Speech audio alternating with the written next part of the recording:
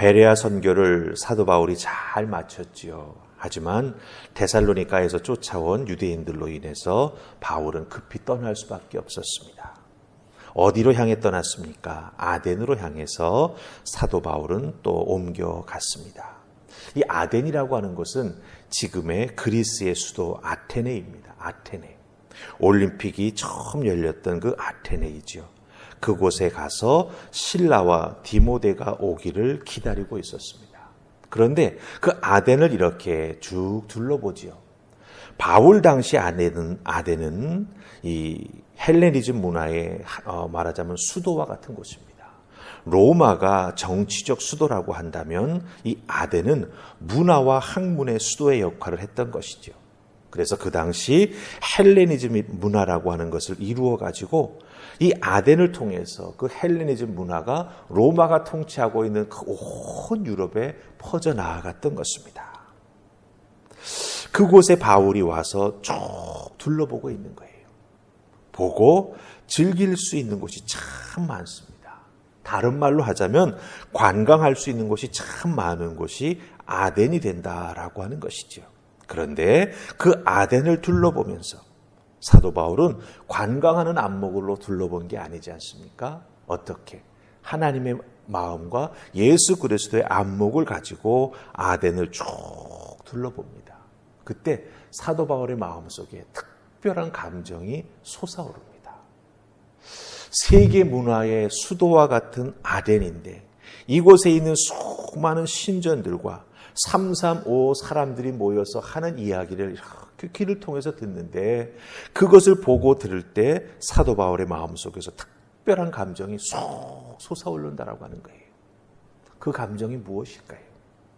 그 감정을 오늘 말씀 16절은 우리에게 분명히 말해주고 있습니다. 그 사도 바울이 느낀 감정 가지고 그 아덴을 향해서 사도 바울은 선교하고 복음을 전하는 걸 볼 수가 있어요. 우리도 누군가를 보면 마음속에 느껴지는 감정이 있죠. 그 감정을 우리는 잘 분별하고 붙잡아야 그 영혼을 향해서 복음도 전할 수 있고 그 영혼을 궁울이 여겨 하나님 앞으로 인도할 수 있게 된다고 하는 겁니다. 자, 그럼 아덴에서 사도 바울이 보고 들은 것을 통해서 일어난 마음의 모습은 어떤 것인가? 우리 16절 보십시다. 16절 찾으셨습니까? 우리 같이 읽습니다. 시작. 바울이 아덴에서 그들을 기다리다가 그 성에 우상이 가득한 것을 보고 마음에 격분하여. 아멘. 예, 아덴을 이렇게 둘러보다가 우상이 가득하여 그것을 보고 마음에 격분하여라고 하는 표현이 나옵니다. 격분하여. 이 표현을 헬란말 성경에 나와 있는 그 원문 성경의 표현을 그 문자 그대로 번역하면 바울의 영이 흥분했다라고 번역할 수 있습니다. 이 마음이라고 하는 말은 헬란말로 푸뉴마라고 하는 단어가 쓰였습니다. 원래는 영이라고 하는 뜻이죠. 그렇기 때문에 사도 바울이 이 아덴의 모습을 턱 보고 마음속에서 쑥 올라온 감정은 무엇이냐? 그냥 사람이 화가 나는 감정, 그거 아니라고 하는 거예요. 사도 바울 속에 있는 성령이 역사하셔서 그 상황과 모습을 보고 하나님의 영이 흥분했다라고 하는 거예요. 아덴 도시에 가득한 멋진 신전과 그 주변에 모여서 3사 모여 사람들이 말을 나누는데 그 대화하는 내용들을 가만히 보고 들으니 다 우상 숭배와 다름없는 헛된 신들, 그리스 로마 신화에 나오는 인간을 닮은 신들의 이야기와 그 영웅에 대한 말로 가득하고 있다고 하는 거예요. 이런 모습, 그런 말을 들으니 사도 바울의 마음이 격분하게 됩니다. 감정적으로 화가 나는 것이 아니라 사도 바울의 마음속에 그 사도 바울의 영과 함께하고 있는 성령님께서 그 모습을 보시고 사도 바울로 하여금 행동하도록 지금 역사하고 계시다라고 하는 겁니다. 사도 바울, 아덴이라고 하는 새로운 환경 속에서 그 성령의 역사하심을 통해서 지금까지 해왔던 어떤 자기 경험이나 자기 노하우가 아니라 성령의 인도하심을 받으면서 새로운 선교의 사역을 펼쳐 나아가기 시작했다라고 하는 것입니다. 여기서 우리가 깊이 깨달아 알고 우리들의 삶과 신앙생활 속에서 꼭 적용하고 따라가야 될 모습이 있습니다. 성도의 삶을 살아간다라고 하는 것. 이 성도의 삶을 살아갈 때 성령께서 인도해 주시고 역사해 주시는 것들을 깨달아 알고 그 성령의 인도하심을 믿으며 살아가는 우리가 되어야 된다라고 하는 것이죠. 성령께서 사도 바울의 영을 지금 막 격동시키셔서 복음 증거하게 해주셨는데 사도 바울이 그냥 다른 곳에서 해왔던 대로 따라서 했다라고 한다면 아덴의 선교도 어려울 수 있습니다. 하지만 성령께서 깨우쳐 주시고 성령께서 사도 바울의 마음을 이끌어가 주실 때 그 성령의 인도하심을 따라서 한 걸음 한 걸음 움직여 나아가지요. 그래서 철학자들과 길거리에 만나서 논쟁도 합니다. 그런 모든 과정을 통해서 우리가 발견하는 건 무엇입니까?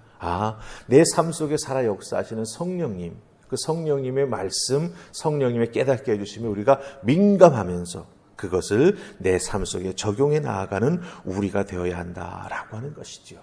성령의 인도하심을 받으며 나아가게 될 때 우리는 실족하지 않습니다. 성령께서 우리가 나아가야 될 길을 아시고 인도해 주시기 때문이죠. 그래서 성령에 순종하는 삶을 살아가는 여러분이 될 때 여러분의 삶의 자리에서 하나님의 은혜가 충만할 것이고 여러분들은 하나님의 도우심을 받고 살아간다라고 하는 확신을 갖게 될 줄로 믿습니다. 오늘도 여러분의 삶의 자리에서 성령님과 동행하는 은혜가 있기를 주님의 이름으로 축복합니다. 아멘. 자, 이런 마음을 가지고 이제 아덴을 곳곳 돌아다니면서 사람들을 만나고 그들에게 복음을 전하고 있습니다. 여러분들 우리 23절 말씀 보십시다. 23절 찾으셨습니까? 같이 읽습니다. 시작. 내가 두루다니며 너희가 위하는 것들을 보다가 알지 못하는 신에게라고 새긴 단도 보았으니 그런즉 너희가 알지 못하고 위하는 그것을 내가 너희에게 알게 하리라. 아멘. 사도 바울이 복음을 전할 수 있는 좋은 것을 보았습니다. 그들이 신전을 만들어 놓았는데 자기들이 알지 못하는 신을 위한 신전도 만들어 놓았다라고 하는 거예요. 자기들이 경험하고 알고 있는 신전은 다 아덴에 있는데 자기들이 알지 못하는 지역에 신도 있을 것 아닙니까? 그러니까 그 신을 위한 신전도 만들어 놓았다라고 하는 거예요. 그것을 보고 사도 바울이 그 알지 못하는 신을 너희에게 이제부터 내가 알게 해주겠다라고 말합니다. 근데 여러분들 왜 아덴에 이런 신전까지 있겠습니까? 알지 못하는 신을 위한 신전. 그만큼 이 아덴 사람들은요, 이 생에서의 삶을 신을 통해서 잘 살고 싶은 거예요. 이 생에서의 삶. 그런데 알지 못하는 신을 위한 신전을 왜 만들어 놓았겠습니까? 저생에서의 삶을 주관하는 신도 있겠죠. 그렇다고 한다면 자기들이 알지 못하는 저생의 삶을 주관하는 신에게도 잘 보여서 내가 죽은 다음의 삶도 그 신의 힘을 빌려서 잘 살고 싶다라고 하는 두려움이 있었다라고 하는 거예요. 이 생에서도 자기들이 알고 있는 신들을 통해서 잘 살고 저생의 내 삶이 죽은 다음에도 알지 못하는 신의 도움을 받아서 잘 살고 싶다라고 하는 거예요. 복받는 삶, 죽음에 대한 두려움을 이겨나가고 싶었던 마음이 그들에게 있었던 것이죠. 그렇기 때문에 알지 못하는 신을 위한 신전까지도 만들고 그 신을 섬기고 있었다라고 하는 것입니다. 그러니까 사도 바울은요, 아덴 사람들의 그 두려움, 그것을 딱 보고 알게 되었던 것이죠. 삶에 대한 풍요로움 얻고 싶어하는 것 너무나 많구나. 죽음에 대한 두려움도 분명히 있구나.